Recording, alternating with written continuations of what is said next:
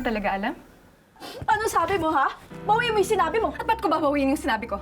Eh, nagsasabi lang naman ako ng totoo. Hindi mo pa ba nagets? Nung sinabi kong sinira na family mo yung family ko? Ano pa ba naglilink sa ating dalawa, Bekang? Other than us, your dad, hindi ba yung mama mo? Wala akong alam!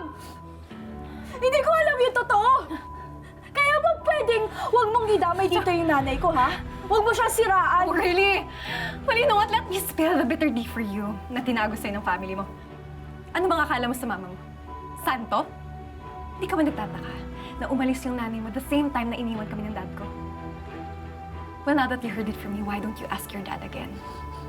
I'm sure, gusto niyang i-share kung paano siya iniwan ng mama mo.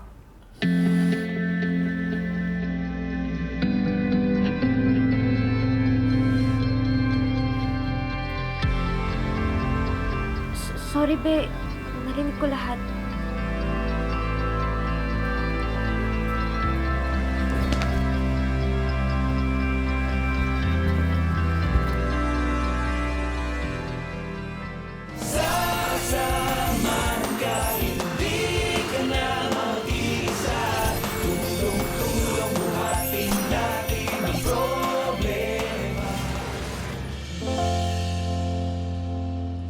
Ayan, di ba? Meron akong yung mga hero na pinakita ko siya kanina. Ito, tank. Hindi, ano yun? Ito, yun yung mga kalaban. Ito, isa sa... Ito, ano to? Ayan, kailangan mong bilhin yung mga yan para lumakas yung Dito, hero dito, mo. ano yan? Pindot dyan. Ito, mga skills, yan. Susubukan mo, sige. Ayan, o. Ayan, sige, Oo, sige, sige. pindutin mo dito. I-push Ayan, mo lang. ito ba? Ayan, ayan, o, di ba? Oh, gano! Ano ba? Ano, bakit? Pa, magsabi nga po kayo sa akin ng totoo.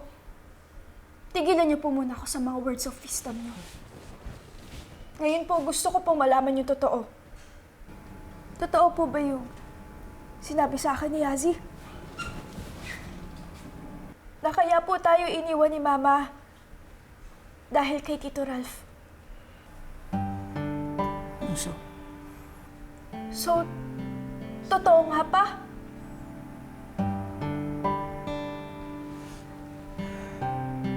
Siguro ito na yung tamang time para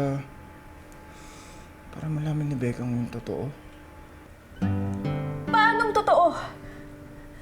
Pa! Pa, sagutin mo ako! anak, sorry. Bakit niyo po tinago sa akin? Ayoko maapektuhan ka. Ayoko masaktan ka. Masaktan po ako. Pero pa, sa ginawa niyo po, mas lalo niyo lang po akong sinaktan eh. Sorry, anak. Gusto ko lang naman kasing protektahan ka. Protektahan ko yung nararamdaman mo. Ayoko rin naman kasing isipin mo na masama ang mama mo. Paano ko po hindi iisipin na masama siya? All this time, akala ko, iniwan niyo tayo para sa kapakanan ng pamilya natin. Pero, yun pala, sumama lang siya sa dati ni Yazi. Bakit? Hindi niyo po ba tayo mahal? Hindi mo ba tayo mahalaga sa kanya? Pa! Bakit? Ayun yung tanong na paulit-ulit na pumapasok sa utak ko. Bakit ba? Bakit? Nak, di ko kasi hawak ang isip ng nanay mo. Lalo na hindi ko hawak ang puso niya. Nangyari lang yan dahil naging sekretary siya ng Tito Rap niyo. Parati na sila magkasama. Akala ko naman kasi busy siya pagtatrabaho. Pero nahuli ko sila. Nalaman na din ng tita Sara niyo. Kaya nag-usap kami ng tita Sara niyo na kausapin sila. Para masalba ang pamilya. Kaya nga tayo nagpunta pa ng Bulacan eh. Pero pinili pa rin ang mama niyo, si Tito Ram niyo. Ginawa ko yun dahil mahal ko mama niyo. Tsaka mahal ko kayo.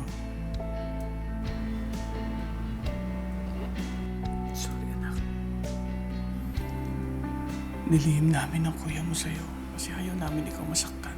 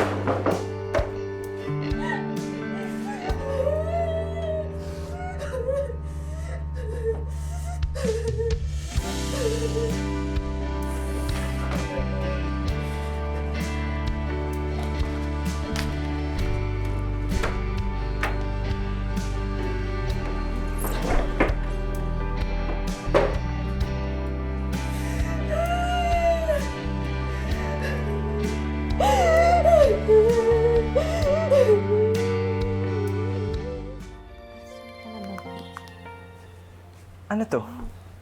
Kanino to galing? May teddy bear po. Binili mo. Para sa akin, di ba? Remember rule number 3? Andiyan na yung receipt sa loob. Kaya, transfer mo na lang sa akin sa Ucash. Okay? Okay, fine. Yan yung ibibigay mo sa akin after ng performance ko sa showcase. Kapag nag-standing ovation na yung tao, tapos nagpalakpakan, tapos lapit ka lang sa akin. Ibibigay mo, ganon. Okay. Okay. Ay, pa rin mag-reply. Something wrong? Si Bekang kasi, hindi nagre-reply, hindi sumasagot sa tawag ko. Eh, kanina ko pa nga siya hinahanap. Alam mo, actually, ang weird niya lately. Pero, well, kung ako din naman yung malalaman ko yung nalaman niya. Ano ba yan? Wala yun. Chismoso. Confidential yun. Okay. Not my story to tell, kaya zip or zap it na lang. Sabi nga ni Jency. Paano na yung isang be mo? Nandito lang. You keep your promise, you follow through. You come running when I need you.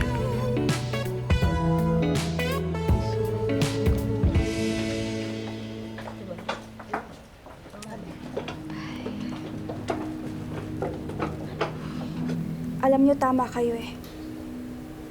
Hindi talaga titigil si Yazzie hanggat hindi siya nakakaganti sa akin. Isinisisi niya pa rin lahat ng nangyari sa kanya, sa akin. Kaya uunahan ko na siya. What? You mean... Oo.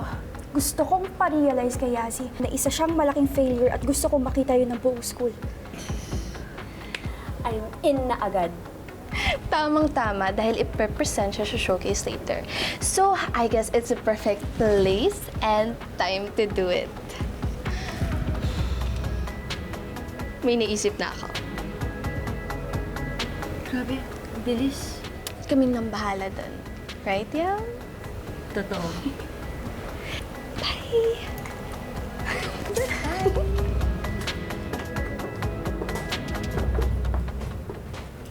Bekang,